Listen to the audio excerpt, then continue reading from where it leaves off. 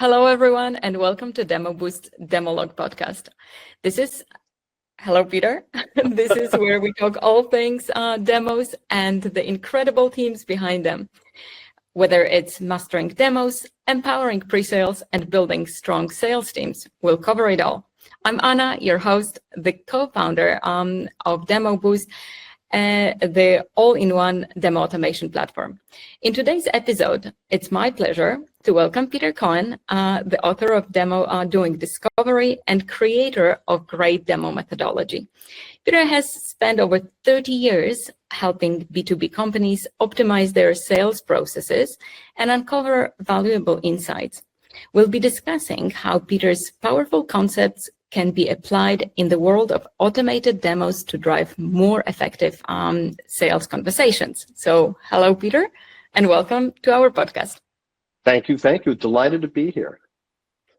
So, I love this statement that automating bad demos is like pouring gasoline on a fire. So, before we talk about automating demos, shall we break down what a good or rather great demos are, how to build them, and then we will jump into the automation topic. Is that okay with you? That sounds perfect. Absolutely. So everything starts with discovery, right? In your book, you emphasize the importance of discovery in the process of B2B software sales. What are the core principles of discovery that every sales team should understand? Core principles of discovery. Number one, you need to know what you need to know. And by that, what I mean is you need to understand several sets of things about your prospect. The one that's most obvious to people and is done reasonably frequently is to uncover and understand your prospect's pain points. But very frankly, that's just the tip of the virtual iceberg. Because in order to understand the rest of the iceberg, in other words, what else is important, you need to understand their environment, their culture, their situation. I'll give you a very simple example. If you are talking to an organization that's contemplating purchasing a new CRM system and you're a CRM system vendor, first of all, you need to know, do you have an existing system? Are you happy with it? Are you unhappy with it? What's wrong? What's going on with it? Are there cultural issues associated with the data not getting captured, for example, and on and on and on. And only by being reasonably thorough in that exploration can you then determine what is actually needed for the demo. So that's a glimpse underneath the water at the iceberg that is doing discovery. So it's not just pain points, it's everything else that's related to that. And actually, that's very interesting because you're going a way broader than the software. So how would sales team approach that, and how would they link this concept to the demo itself? So you want to look in terms of let's say for the demo, you're looking to understand what specific capabilities this particular prospect needs to see and needs to have proven. Now, that's an important point. In a demonstration of some kind. But in order to set that up, you need to know things like, well, how many different players are going to be participating in using this system? Who's going to be involved with making the decision? For example, when you're talking about a CRM system, I can count easily 13 different distinct job titles that might be users of the system, from marketing to sales management, to sales operations, enablement, and so forth. So each of those job titles or roles has a different perspective on what they need and want out of the system. Marketing is looking at how is our lead generation working, and how are those leads progressing through to sales. Sales is looking at where are we in the sales process of supporting a prospect's buying process. Enablement and sales operations, looking at speed of conversion. So everybody has different outputs and results that they're looking for. So as you're putting together a demo, the first thing you need to understand is job title. Who is interested? And then based on that job title, what do they need to see? What do they want to see? And equally importantly, what do they not need to see or care about? So that's just from, if you will, the pain portion of things. But then there's a whole range of additional dimensions. So for example, is this organization, do they perceive themselves as an early adopter or an innovator? Because as such, they're going to be willing to take many more risks with new technologies. They'll be all excited about AI. They want to get all over AI as fast as possible. On the other hand, if you're dealing with an early majority prospect, they're more cautious and they want more proof.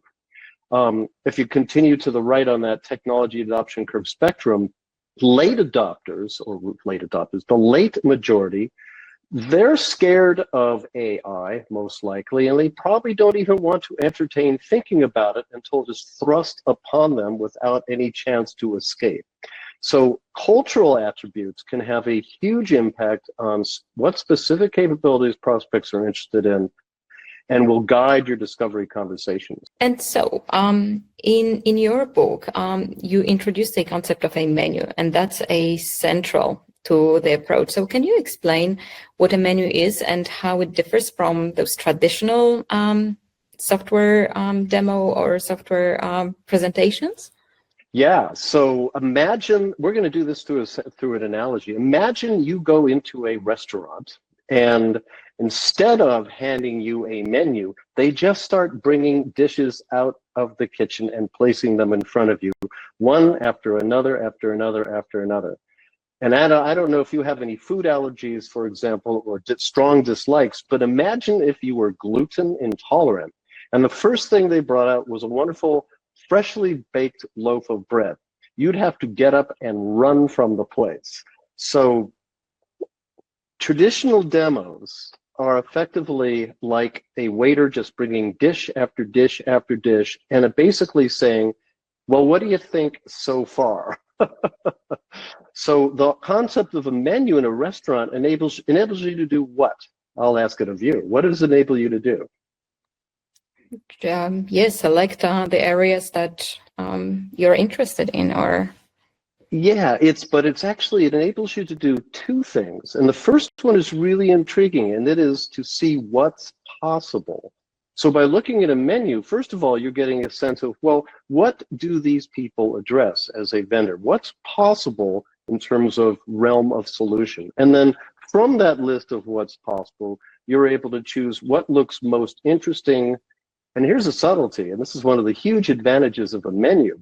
Today, you might say, you know what, that salmon preparation looks really, really great, but wow, the lamb, that looks really good too. And you know what, if the salmon is good, I'll come back and try the lamb another time. Well, guess what? Our prospects work and think the same way. They may say, today with my CRM system, I really need better ways to track and generate and track leads. But you know, I'm really also interested in applying some AI techniques later on to see which of those leads might mature fastest, and is there a way to predict that? So a menu then gives you those two sets of ideas, what's possible, and then enables your prospect to choose what's most interesting first. And it actually makes me think that there is another layer to that of expanding their line of vision, right? Because maybe there are things they haven't considered, but they're on the menu. And while you don't have to be diving into those, they might be interested for the future, as you said.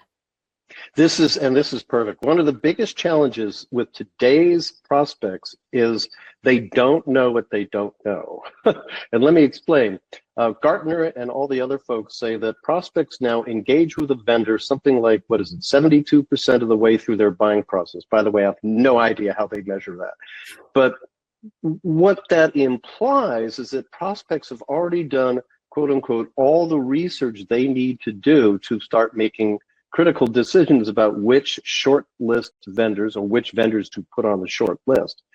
But prospects may not know, in fact, what else is out there that's possible. And in many cases, those additional capabilities are not shown in any depth or described on the public websites. So it's the demo or the discovery conversation that can enable some of those capabilities to be surfaced. And that's where something known as vision reengineering can take place. And to give you a simple example, that if you are living in an Excel environment, your life is ruled by cells and formulas. And as such, the idea of a SaaS dashboard where you could click and drill down and drill down and drill down to underlying information, the ability to map one set of information to another, that's not even within the realm of vision. So vision reengineering is the process of helping your prospect understand what is possible. And that's where in fact some automated demos can do a terrific job in letting them know. And the menu is the mechanism to let them say, oh, I didn't know you guys offered desserts. Sure, I'll take a look. So you actually talked about the role of automated demos in here. So how could you use them to stimulate discovery in the sales process? So the first question that the vendor wants to understand or should want to understand is, what is this person's job title? In other words, what is their focus of interest? What is important to them in their lives? And a menu enables, as you showed me in an example or two here, a menu enables that to take place rapidly and crisply. It's how do I want to say this? It offers advantages to both parties. The prospect right away knows that by saying, I'm in sales, exploring this CRM system, they're not going to be having their time wasted with things having to do with marketing or enablement or other areas that they're simply not interested in.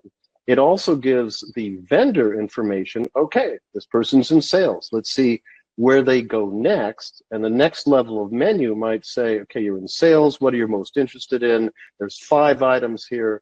Salesperson clicks on 2 or 3 of them or explores 2 or 3 of them. Now, the prospect is getting satisfaction in terms of just seeing what's possible with respect to the specific capabilities they're interested in. They are self-discovering and self-demoing, which is a delight. And then on the vendor side, the vendor is able to see, oh, okay, they clicked on those 3 things. They watched that one all the way through, which means, ooh, they're really interested. And in fact, and by the way, this is a wonderful thing, anyone that watches a segment of a video twice, they're really interested. And that, to me, is a key indicator of a high level of interest and pursuit of a solution. On the other hand, if they exited out of a capability or an option of one of the menu items, that tells you the opposite. It's either not really important or it's a miss in some way. So both parties are enjoying advantages as a result of this menu approach. And yeah, I want to add that the ability to have multi-level and hierarchical menus makes this even more convincing and more useful for both parties. And I'm wondering, is that maybe a good time to jump in and showcase what that could look like? Yes, please. Let's have a look. This is an example that we talked about, right? Here you go. And what you talked about was you are starting with either functions of or job titles and diving into those and discovering those multi-layered questions that are followed by the micro demos. So is that the solution that is going to work for everybody, or is there a different type of menu that or different way of structuring the questions up front, or is that one size fits all? So this is a really important topic. Designing your menus needs to map to your audience. So if, for example, you're in an organization that sells across multiple verticals, Your first menu should probably be to ask the prospect which vertical you're in. After that, though, I would strongly recommend that you drill down to job title. Role is pretty squishy, and let me explain what I mean by that. If you're a CRO versus a junior first-year salesperson, your goals and objectives are actually quite different, even though at the end of the day, you're measured by how much revenue you've brought in, at least one portion of measurement. But a junior salesperson is interested in, I need to learn the sales process, I need to learn my prospects, I need to learn customers and storytelling and related types of things. I need to learn how to do discovery. Whereas a CRO, they're not interested in any of those topics. They're interested in, what does my current quarter forecast look like? What does my pipeline look like going out 3 or 4 quarters? And what deals can I count on? Where do I need to coach my team, and so forth? So role is, or persona, which is often used, is can be very squishy. On the other hand, if you say frontline salesperson or frontline manager or regional director or CRO, then it's very precise and people can pick and choose. Now, there's a subtlety. You might, in fact, have exactly the same screens beneath some of those roles. That's okay. You're still letting the prospect self-discover and self-drive. Does that all resonate? It absolutely does, and I think it's very, very practical advice that our listeners can take and apply. So now that we know what those demos could look like, how they could be built, how would the sales team use them throughout the sales process? What is exactly that they build the demos, they build the menus first, build the demos that follow and explain the story. How do they use them and when? So this is really, again, it's up to each vendor and how their sales processes or their prospects buying processes work. In most cases today, what I see are prospects using automated demos to get an understanding of what is possible at a high level. They don't want exhaustive detail. They just want to understand, is this an organization I should pursue as a vendor? That's, I think, the majority use case. There are organizations that are also using automated demos to provide libraries of specific proof points. That's a very effective strategy. If your prospects tend to repeat and that they always need to see X or they always want to have proof of Y, then to have a small library of those or a large library of those can be an excellent way to achieve technical proof without necessarily expending a human resource on something that might be done over and over and over. So that's a couple of use examples. But I'd actually like to go back and offer 2 additional pieces of insight. The higher you go in an organization with respect to job title, the less you need to show. People at a high level in an organization, what they're consuming here, let's use Monday morning as a paradigm. So what does a CRO do when he or she comes into his or her office or virtual office on a Monday morning? What do? They bring up key dashboards or reports. That's it. 1 click to bring up the current forecast, 1 click to bring up the pipeline, 1 click to bring up the opportunities list and how they are ranked and rated for this particular quarter. 1 click for each of those screens. So I want to urge people when they're putting together automated demos to think in terms of your prospect on Monday morning. I'll give you another example of this. I helped participate in the Demo Boost contest last year, the Rising Stars contest, which was a thing of beauty. And I got a chance to take a look at dozens of recorded demos. Most of them never set the context. What is our product going to help you solve? They never identified who the role was, who's going to be the user on this, And what they often showed was as many options as possible. So here are 7 different ways, some of these demos said, of bringing up your forecast.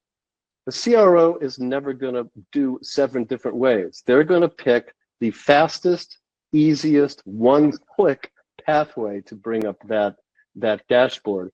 And even if you're at the bottom of the hierarchy, you're somebody who is a pre-sales person trying to support a sales process, you will also execute your work with the fewest number of clicks. You want to get it done Monday morning with as little energy expenditure and as simply as possible. So put yourself in your prospect shoes on a Monday morning.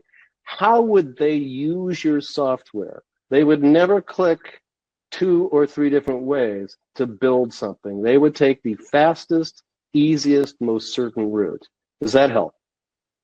Massively, massively. And I think this advice to think about your prospect Monday morning, what do they do? And that's your aha chart. This is where will they drill into your platform and what will they see? And that's your aha moment. This is a great advice.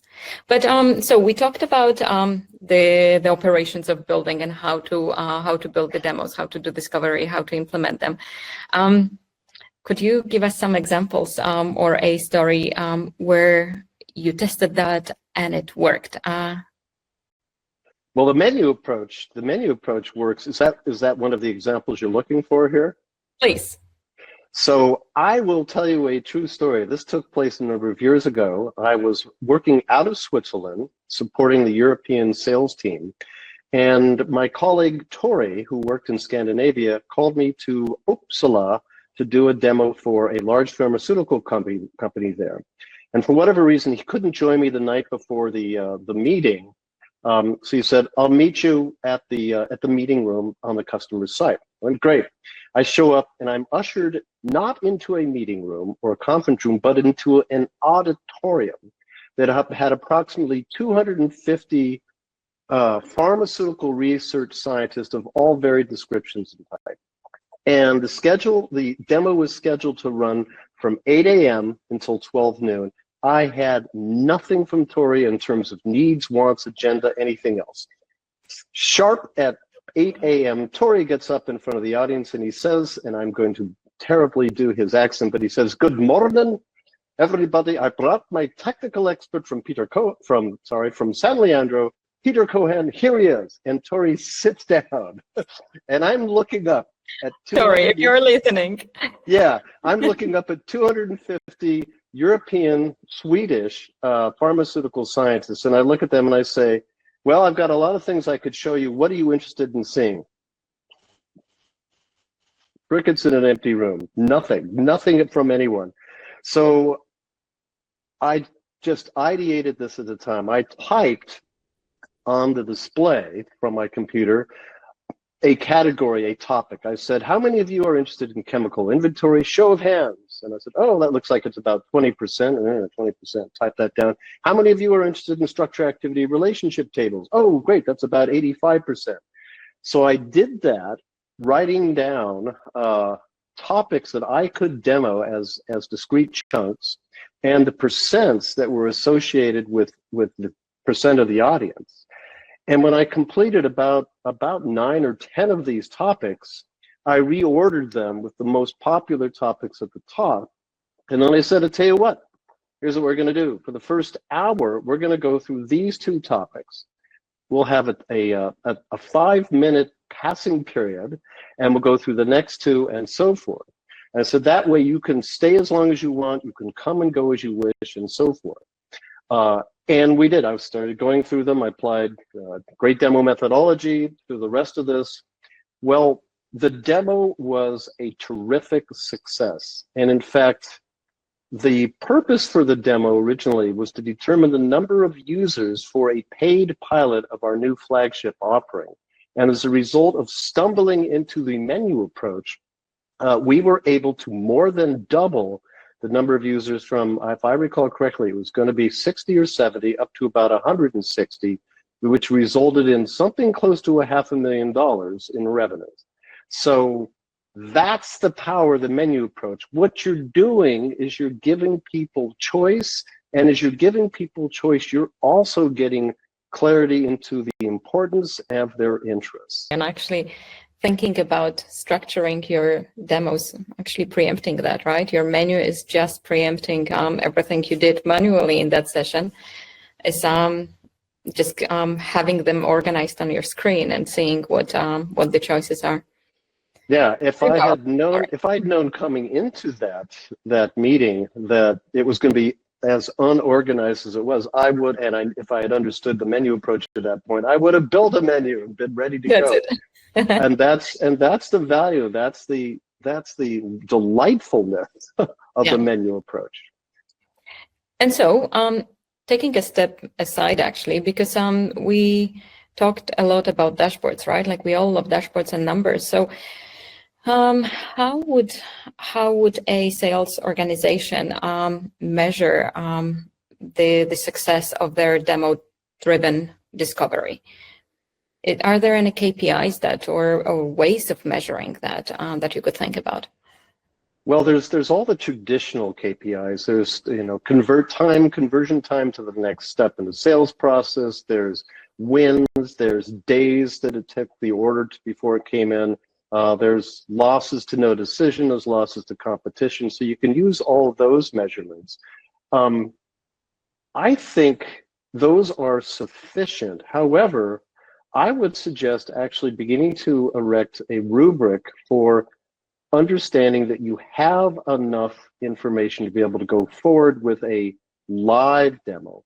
And that is through the ability to define a complete great demo situation slide, where for a specific job title, you have clarity into their top level challenge, also known as a critical business issue, their pain points or problems, the specific capabilities they're looking for in your solution, the value associated with making the change for them specifically, and timing, a date by when they need to have a solution in place and what is driving that. So what I recommend is if you find you can collect that information, you will find that you have a substantially higher probability of closing that business crisply and successfully. That's great. And so we already said that there are many organizations out there not using this approach at this time, and definitely not many that are using automations. And I'm thinking, so potentially there is a way for organizations to actually jump on those two trends at the same time. And so for companies that are just at the beginning of exploring any of the topics that we were talking about, do you have any piece of advice or any piece of advice of how they would approach the topic and where would they start? So a terrific starting point would be this book, for example, Doing Discovery, followed by or read in parallel with this book, Great Demo, or, excuse me, to take a training course from any of my colleagues in the Great Demo world.